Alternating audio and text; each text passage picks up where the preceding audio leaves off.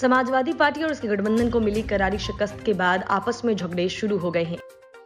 एक तरफ जहां चुनाव के आंकड़े बताते हैं कि समाजवादी पार्टी को उनके सहयोगी के वोट ट्रांसफर नहीं हुए, तो दूसरी तरफ सहयोगी दलों ने अखिलेश यादव और स्वामी प्रसाद मौर्य को निशाने पर ले लिया।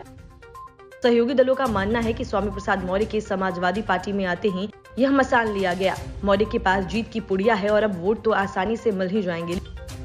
लेकिन हाल यह हुआ कि मौर्य खुद 45,000 वोट से चुनाव हार गए।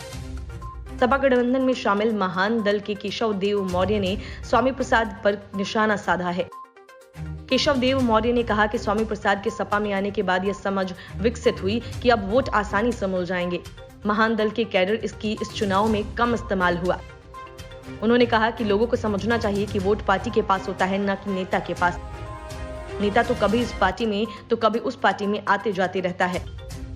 साथ ही केशव देव ने स्वामी प्रसाद मौर्य पर एक और बड़ा इल्जाम लगा दिया। उन्होंने कहा कि स्वामी प्रसाद का सपा में आना बीजेपी की चाल हो सकती है, क्योंकि पिता सपा में और बेटी भाजपा में हो, ये कैसे हो सकता है? हो सकता है कि ये बीजेपी की स्ट्रैटेजी हो। केशव देव ने आगे यह भी कहा कि बीजेपी को पता था कि महान दल के पास बहुत वोट है, इसे सपा में जाने से रोकने के लिए साजिश रची गई हो। हालांकि केशव देव के इस बयान को लेकर अभी ना तो कोई सपा की तरफ से और न ही स्वामी प्रसाद मौर्य की ओर से बयान सामने आया है।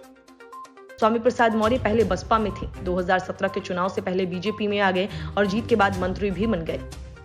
इसके बाद 2022 के चुनाव से पहले उन्होंने बीजेपी छोड़ा और सपा का दामन थाम लिया। यहां उन्हें खूब तरजीह मिली। चुनाव में सपा की सीटें तो बढ़ी, लेकिन स्वामी प्रसाद मौर्य खुद फाजिल नगर से चुनाव हार गए। स्वामी को फाजिल नगर से भाजपा के सुरेंद्र कुमार कुशवाहा ने 45,000 वोटों के अंतर से हराया है। Bureau report, news of India.